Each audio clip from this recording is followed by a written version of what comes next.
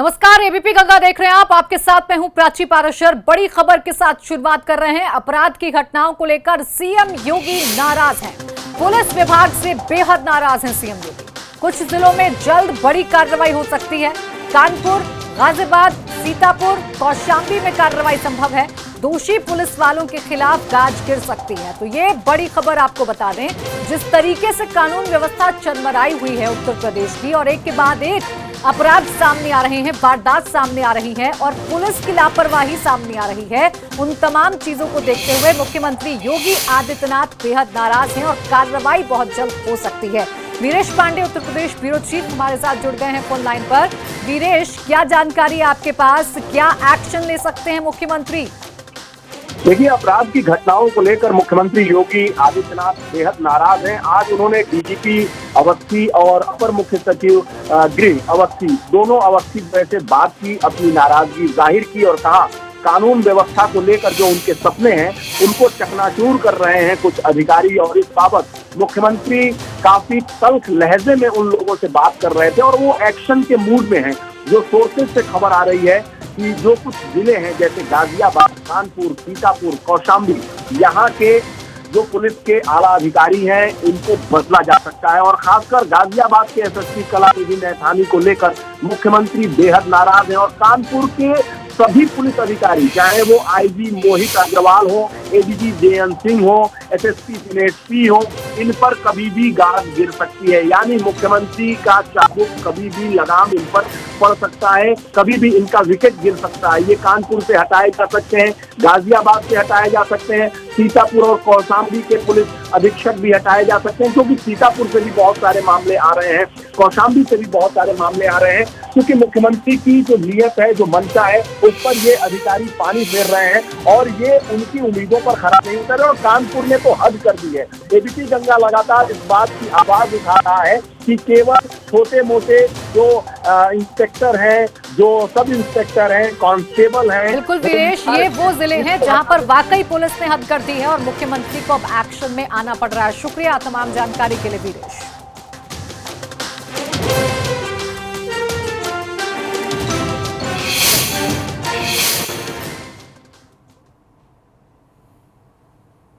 और अगली बड़ी खबर यह है कि कानपुर अपहरण कांड में चौकी प्रभारी सस्पेंड कर दिए गए हैं। लापरवाही के चलते जनता नगर चौकी प्रभारी सस्पेंड किए गए हैं। चौकी प्रभारी राजेश कुमार को सस्पेंड किया गया है। तो ये बड़ी खबर आपको बता दें, अब चौकी प्रभारी राजेश कुमार को भी सस्पेंड कर दिया गया है। लापरवाही बरतने के आरोप में जनता नगर चौकी प्रभारी राजेश कुमार को सस्पेंड कर दिया गया है। देखिए, कानपुर बर्रा अपहरण कांड जब से सामने आया है तभी से पुलिस की कार्यप्रणाली पर सवाल खड़े हो रहे हैं और वो पीड़ित परिवार चीख कर पुलिस पर सवाल खड़े कर रहा है कि पुलिस ने लापरवाही बरती। इसी का नतीजा है कि आज उनका बेटा इस दुनिया में नहीं है और अब पुलिस भी कार्रवाई के मोड में आ गई है, प्रशासन कार्रवाई के मोड में आ गया है और जो उसके भीतर कमियां हैं उसे अब दुरुस्त करने की कोशिश की जा रही है।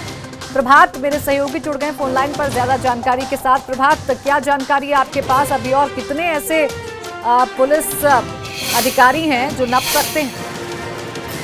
बिल्कुल, अगर देखा जाए तो जो बर्रा का पूरा मामला है ये जनता नगर चौकी के अंतर्गत आता है और सबसे पहले जनता नगर चौकी इंचार्ज जो राजेश कुमार है इनको ही जानकारी दी गई थी कि उसका जो लड़का है वो गायब हो गया है, उसको कुछ जानकारी नहीं मिल रही है। जिसके बाद से लगातार जनता नगर चौकी इंचार्ज के द्वारा लापरवाही की गई और यही नहीं, जब रुपए देने की बात सामने फिरौती की मांग की गई थी उस समय भी लोगों का आरोप है कि जनता नगर चौकी इंचार्ज मौके पहुंचे तो गली में सार्वजनिक रूप से कहा था कि आप बिना पैसों के किसी का लड़का वापस मिला, यानी कि पुलिस ने ही कहा था पैसे दो तो उसके बाद ही लड़का वापस मिलेगा। तो कहीं ना कहीं पुलिस जो है वो सवालों के घेरे में है और पूरी तरह से जो कार्यप्रणाली है वो भी संदिग्ध नजर आ रही है। लिहाजा फिलहाल अभी जो चौकी इंचार्ज है उनको भी निलंबित कर दिया गया। इससे पहले बर्रा इंस्पेक्टर जो रंजीत राय हैं, जिनकी पूरी तरह से भूमिका जो है वो संदिग्ध पाई गई और लापरवाही देखी गई है, उनको भी निलंबित किया जा चुका है। लेकिन सवाल ये उठता है कि छोटे लोगों के ऊपर कार्रवाई कर क्या दिखाना चाहती है, क्योंकि जब बड़े अधिकारी यानी एसपी साउथ जो कानपुर दक्षिण के एसपी हैं अपर्णा गुप्ता, जो लगातार विवादित बातें बोलती रही और लगातार घटना के बाद अभी तक सामने नहीं आई है,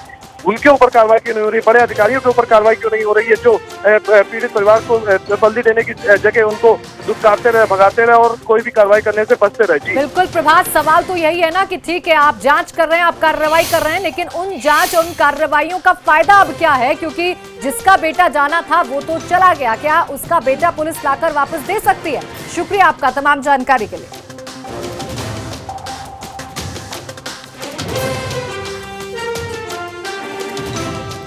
तो आपको बता दें अब कार्रवाइयों का दौर शुरू हो गया है और चौकी प्रभारी को भी सस्पेंड कर दिया गया है। राजेश कुमार को भी सस्पेंड कर दिया गया है क्योंकि इनकी भूमिका भी संदिग्ध मानी जा रही थी। लेकिन सवाल यह है कि ठीक है आप चौकी प्रभारी को सस्पेंड कर रहे हैं, आप इंस्पेक्टर को सस्पेंड कर रहे हैं, लेकिन जो बड़े अधिकारी हैं क्या उन तक भी जांच की आज पहुंचेगी, क्या उन पर भी गाज गिरेगी, ये बड़ा सवाल है।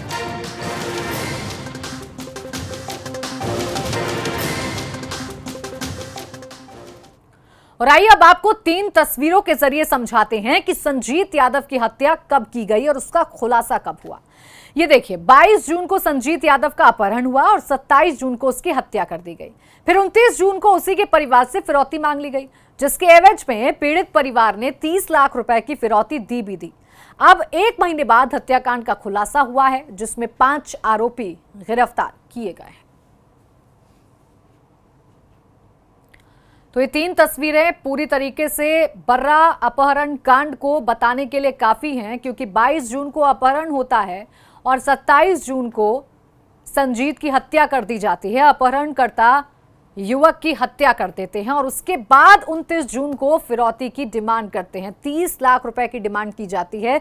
परिवार बेबस था क्योंकि उसे अपना बच्चा चाहिए था। 30 लाख का इंतजाम करता है ये परिवार और बैग में डालकर दे भी देता है। यहां भी पुलिस का फेलियर सामने आया। अपहरणकर्ता भाग जाते हैं, पुलिस नहीं पकड़ पाती है और फिर 1 महीने बाद खुलासा करती है कि दरअसल हुआ क्या था। दरअसल 4 दिन के अंदर ही युवक की हत्या कर दी गई थी। यह है कानपुर पुलिस का फेलियर।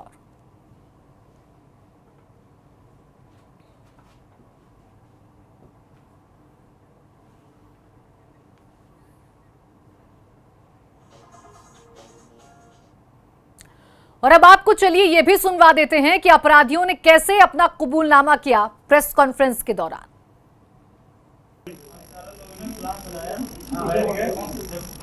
नाम बता दो कौन कौन लोग, चारों लोग। ज्ञानेंद्र, नीलू, दीप और रामजी।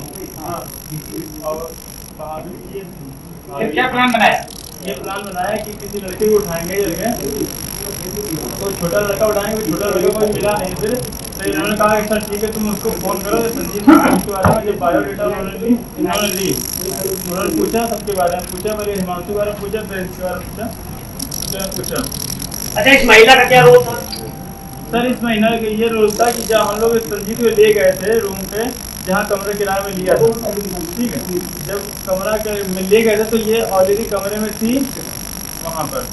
अच्छा, एक ही फोन से तुम लोग फिरौती मांग रहे थे, एक ही नंबर से ना? जी सर। तो क्या पुलिस ने कभी उस पर फोन कॉल की थी तुमको पता करने के लिए? कभी पुलिस की कोई कॉल आई थी किसी तरफ से? फोन ऑफ रहता। कॉल वॉइस चेंजर, ये टेक्निक की एक्सेस किससे सीखी, कहाँ सीखी थी? फोन में ही थी। फोन पे ही। अच्छा, आवाज तुम्हारी थी ना? तुम्हारी आवाज करके बना था। कौन बोला था? नीलू। गाली को बोला था, गाली को पक्का रहा जो। देखो सुनो, मेरी बात सुनो, सच बताइए कम शब्दों में। आप बता दो। आपकी झूठ सुनने के लिए सच बोलिए जो बोलना आपने। आपने उसके साथ मार पिटाई की अपने दोस्त के साथ शराब पिला के? मार पिटाई नहीं की है। शराब पिलाई? हाँ शराब पिलाई। तो मारा क्या? नशे में लेके मारा उसको, नशा करके? नहीं, नशे करके नहीं मारा। जब ये छूट के भाग गया था, गेट के पास तक पहुंच गया जहाँ रूम रह रहे थे। ओके, गेट के पास तक पहुंच गया था। ये ज्ञानेंद्र वहाँ से लेके आया, कमरे में बंद किया, उसको खाने के लिए सेब दिया। जब उसको खाने के लिए सेब दिया, उसने एक आधा सेब काटा, आधा सेब जमीन में दिया, आधा अपने हाथ में रखा था। फिर इसने हाथ काट लिया, दोनों करके चाकू में हाथ काट लिया और इन्होंने सर पटक दिया करके। सर पटका तो ये थोड़ा फट गया था। तो ज्ञानेंद्र ने फिर पट्टी बांधी। अच्छा, ये बताओ तुम्हें मालूम था उसके पैसे हैं कि नहीं? उसके घर में पैसे, उसकी कंडीशन घर की बात मालूम थी कि पैसा है नहीं है उसके घर में? सर ये जो हमको बताया था, संजीत ने जो हमको बताया था, बता रहा था मेरे पास 2 ट्रक है मेरे पास और 2 कारें हैं और मेरा खुद का सट्टाबाजी चलता है अच्छा। फोन में 50-60 हज़ार इसे कमा लेते हैं, तो हमें ड्यूटी करने की जरूरत नहीं रहती है। अच्छा कह रहे ये बताओ उसने तुम पैसे के लालच में आ गए कि उसने पैसा बहुत है, इसलिए उसको मारा मारेगा जी सर। क्या कह के उसको अपने साथ ले गए? फोन करके कैसे तुमने उसको बुलाया, कैसे कहाँ ले गए, ये बताओ। उनकी बात बताओ एक बार में। अब बोलना नहीं कोई, बताओ। उनकी प्लान बनाया, हम लोग चारों लोगों ने प्लान बनाया। जब आए फिर इन्होंने कहा कि चलो ऐसा कोई प्लान बनाए वो उसको लेकर छोड़ देंगे। तो हमने कहा, इन्होंने पूछा कोई लड़का हो तो बताना, तो वहाँ हॉस्पिटल कोई लड़का हो, तो इन्होंने कहा संजीव के बारे में कोई बायोडाटा ली। फिर उन्होंने कहा कि ठीक है चलो ऐसा करो, उसको बुलाओ, चलो गाड़ी में चलते हैं। हम गाड़ी में गए, हम लोग गाड़ी में गए, फिर उसको वहाँ से बुलाया, फोन करके धनवंतरी हॉस्पिटल के थोड़ा आगे चौराहे के पास, नहर के पास, वहाँ बुलाया। वहाँ बुलाकर फिर उसको फ़ोन किया, वो आया, उसने गाड़ी खड़ी की और गाड़ी में बैठा। फिर उसने दारू लिया हम लोगों ने, और दारू पी। फिर कातर में तरफ गया, फिर इन्होंने वहाँ पे दारू में क्या मिला सर बता रहे हैं, बोलो ना, तो तब तक तो वहाँ पहुँच गया। नहीं पूरी बात बताओ। बता दें, चिप्स लिया और वो लिया, अंडे लिए। फिर वहाँ पे थोड़ा पेड़ के पास आके 1-2 पैक बनाए, फिर पिया। फिर चलती गाड़ी में इन लोगों ने फिर पैक बनाया, उसमें दवा मिला दी, बेहोश हो गया। अच्छा, बेहोश हो गया, फिर सीधे रूम पे ले गए थे। दोस्त उसको बेहोश में ले गए। हाँ सर। फिर क्या मांगे? फिर रूम पे ले गए, तो फिर कमरे में बंद कर दिया था। रूम कहाँ पे था? रतनलाल नगर में। अरे बोलने दो भैया। हाँ बोलिए। रतनलाल नगर में था। दोस्त है, उसको हम नहीं जानते हैं। रात को हाँ, बैठे यही तो। थे, फिर वहाँ से तो उसने पूरी बात बताई कि कैसे कैसे क्या करना है। अच्छा ये बताओ, वॉइस चेंजर ऐप का आप लोग को जानकारी थे, टेक्निकल थे, आप लोग आधे घंटे तक बाद कभी ये नहीं डर लगा कि पुलिस सर्विलांस पे लगाई है, मोबाइल ट्रैक कर लेगी? इस तरह नहीं था, ये इतनी अकल नहीं थी। सर मैं नहीं, आधे घंटे नहीं, 10-10 मिनट 15 मिनट दस 15 मिनट। तो किडनैपर्स ने सिर्फ अपना कबूलनामा ही नहीं किया है, बल्कि एक बार फिर से सवाल खड़े कर दिए हैं, तमाचा मारा है खाकी पर कि देखिए हम आपसे 2 कदम आगे ही चले, हम टेक्नो फ्रेंडली भी हैं और हमें पता था कि पुलिस का क्या स्टेप हो सकता है, इसलिए हम आपसे 2 कदम आगे ही चलते रहे। संतोष का हम रुख कर लेंगे, लखनऊ से हमारे साथ जुड़ गए मेरे सहयोगी। संतोष, कैसे हम इस पुलिस पर यकीन कर लें? अपहृत युवक को तो छोड़ दीजिए, जो फिरौती की रकम दी गई थी, जो बैग दिया गया था, वो कहां है? इस तक का जवाब नहीं है पुलिस के पास। देखिए, सबसे बड़ी बात कि बैग कहाँ है और बैग जो अपहरणकर्ता तो गिरफ्तार कर लिए गए, उनके द्वारा जो कहानी बताई गई वो बता रही है कि कानपुर पुलिस ने इस पूरे मामले में जो नकारापन, जो लचीलापन और रवैया अपनाया, उसके चलते संजीत की जान गई। वो लड़के रतनलाल नगर में बच्चे को रखते हैं, एक महिला के घर में रखते हैं, यानी कि लोकल इंटेलिजेंसिया कानपुर पुलिस का फेल था। वो एक मोबाइल का इस्तेमाल करते हैं, यानी कि सर्विलांस इनका फेल था। वो आसानी से एक लड़के का अपहरण करते हैं और उसके बाद उसकी हत्या करने के बाद उसकी फिरौती मांगते हैं। और कानपुर पुलिस क्या करती है कि पहले घर वालों से फिरौती की रकम दिलवा देती है और फिरौती की रकम दिलवाने के बाद अपने दामन बचाने के लिए, अपने कहा जाए नकारापन छिपाने के लिए कह देती है कि बैग में पैसे ही नहीं थे, उसमें कपड़े थे। तो ये बता रहा है कि कानपुर पुलिस ने जिस तरीके से कलंकित किया है खाकी को, वो बता रहा है कि नकारापन, लचीलेपन की वजह से संजीत की जान गई। संजीत के जो अपहरणकर्ता थे वो उसके करीबी थे, जानने वाले थे, वो मोबाइल का इस्तेमाल कर रहे थे। कानपुर पुलिस सर्विलांस में हाईटेक होने का दावा करती है, लेकिन कहाँ गया था सर्विलांस की? जब संजीत का अपहरण हुआ तो उनको लगातार उसको ट्रैक कर रहे थे। घर वालों ने भी पूरी मदद मांगी पुलिस से, ऐसा नहीं कि घर वालों ने पुलिस से मदद नहीं मांगी, वो तो FIR दर्ज कराने के लिए दर दर भटकते रहे। और कानपुर पुलिस जब तक अपनी कुंभकर्णी नींद से जागती तब तक संजीत की हत्या की जा चुकी थी और 1 महीने का वक्त लग गया है। आप अंदाज़ा लगाइए कि 22 जून को लड़के का अपहरण होता है, तो उसके बाद उसकी हत्या हो जाती है। खुलासा कब हो रहा है? आज 24 जुलाई को, यानी 1 महीने से ज़्यादा का वक्त हो गया। कानपुर पुलिस सिर्फ अपहरणकर्ताओं को गिरफ्तार कर पाई, जिंदा बच्चा बरामद नहीं कर पाई, लाश के लिए गोताखोर लगाए गए। कानपुर पुलिस ने किया क्या? सिर्फ घर वालों को धमका करके फिरौती दिलवा दी और जब फिरौती की रकम पे फंसने लगे तो घर वालों को दबाव में डलवा करके कह दिया कि नहीं, हमने बैग में पैसे रखे थे, उनको पैसे नहीं कपड़े रखे थे। ये सिर्फ और सिर्फ परिवार को धमका करके, परिवार को बच्चे की ज़िंदगी का उलाहना दे करके दबाने की कोशिश की गई और उसी का नतीजा है कि आज कानपुर पुलिस उत्तर प्रदेश पुलिस की कलंकित करने वाली पुलिस बन गई है। बिकरू कांड में कानपुर पुलिस जिस तरीके से विकास दुबे से मिली भगत करते हुए नजर आई, तो सवाल इस बात का है कि आखिर 30 लाख की रकम जो अपहरणकर्ताओं को बतौर फिरौती दी गई, उसमें कानपुर पुलिस ने क्या किया? परिवार वालों ने फिरौती का बैग फेंक दिया। आप सर्विलांस पर सुन रहे थे, तब आपने उसके पीछे दबिश क्यों नहीं दी गई? उसके बाद आप घर वालों को कह रहे हैं कि आप अगर ज़्यादा बोलेंगे तो परिवार, उसके बच्चे को खतरा हो जाएगा। आप सर्विलांस पर अगर अपराधियों के नंबर सुन रहे थे तो उनकी बातचीत में ये भी साफ हो गया होगा कि लड़का जिंदा नहीं है। दूसरी चीज़, जिस लड़की के घर में उन्होंने एक लड़की का इस्तेमाल किया, लड़की के कमरे में रख दिया, यानी कि कहीं ना कहीं आप मोबाइल को ट्रैक नहीं कर पाए जो मोबाइल बात हो रही थी। तो ये नकारापन है कानपुर पुलिस का, जिसके चलते बिल्कुल संतोष, ये फेलियर है। जिस हाईटेक पुलिस का दम भरती है यूपी पुलिस, वो हाईटेक कहाँ है समझ नहीं आता है कि वो तमाम चीजें पुलिस की कहाँ गायब हो जाती हैं, उसका इंटेलिजेंस कहाँ पर चला जाता है, कैसे वो फेल हो जाती है। सवाल एक संतोष ये भी है कि जब जब ऐसी घटनाएं सामने आ रही हैं, जब जब ऐसी वारदात सामने आ रही है, पुलिस उजागर हो रही है तो कार्रवाई कर दी जाती है आनन फानन में और हटा दिया जाता है पुलिस कर्मियों को। इससे कोई फायदा होता हुआ नजर आ रहा है या सिर्फ ये आई वॉश करने की स्थिति है? देखिए, आपने जो कहा कि ये आई वॉश किया जाता है, बस और कुछ नहीं। गाजियाबाद में पत्रकार की हत्या हो जाती है, छेड़खानी का विरोध करने पर उसको गोली से भून दिया जाता है। उसके बाद कानपुर में 1 महीने से अपहृत युवक की हत्या कर दी जाती है और कार्रवाई के नाम पर अभी यहाँ तो कोई कार्रवाई नहीं की गई, शायद चौकी इंचार्ज को हटाया गया है। गाजियाबाद में भी कार्रवाई की गई, लेकिन सबसे बड़ी बात कि ये कार्रवाई का डंडा सिर्फ छोटों पे क्यों चलता है? ये बड़े अफसरों पर जब तक कि नहीं चलेगा, जिले के कप्तान पर कुर्सी जाने का डर नहीं होगा, उनके सस्पेंशन का डर नहीं होगा, जो लापरवाह पुलिसकर्मी होंगे उन पर मुकदमा लिखे जाने का डर नहीं होगा। कानपुर पुलिस में जो बर्रा इंस्पेक्टर था रणजीत राय, वो तो सीधे तौर पे मिला हुआ था, उसी ने फिरौती दिलाई, तो फिरौती उससे पूछा जाना चाहिए कि फिरौती क्यों दिलवाई गई, क्या अपहरणकर्ताओं से मिले थे? और कानपुर पुलिस ने ये दलील कैसे दे दी कि बैग में पैसे नहीं कपड़े थे?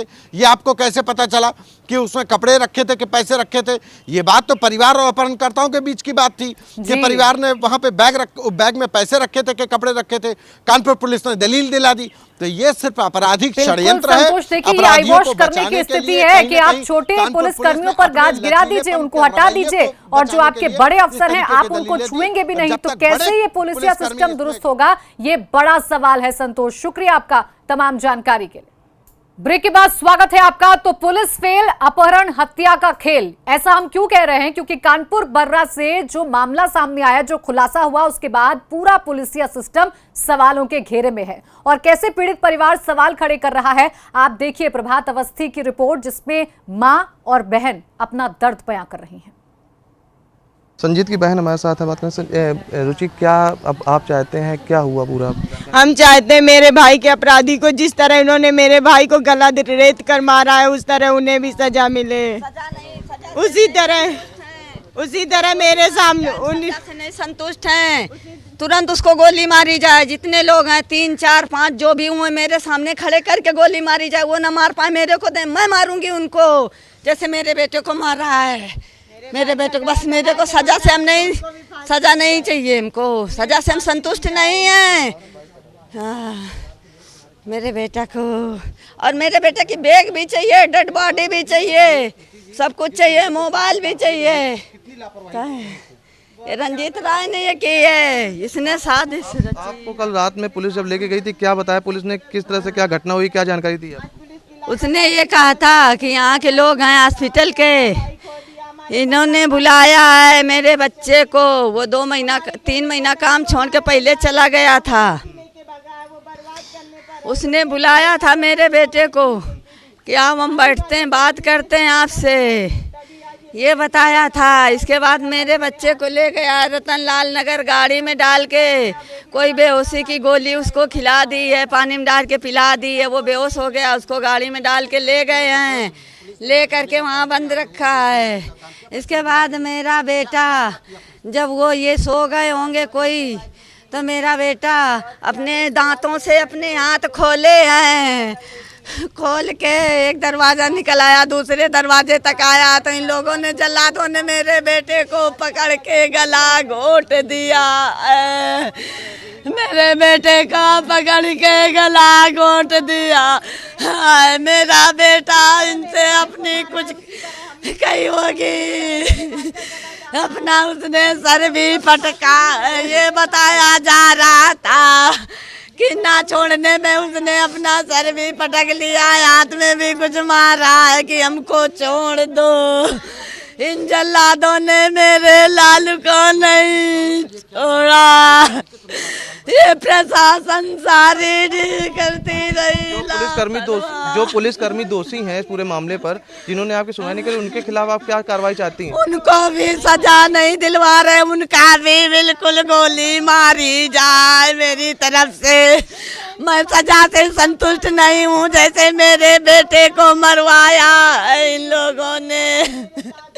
ये सब कातिल है मेरे बेटे के। अरे राम दे, ये रंजीत राय और ये चौकी इंचार्ज ये भी कातिल हैं, ये भी मिले हुए थे।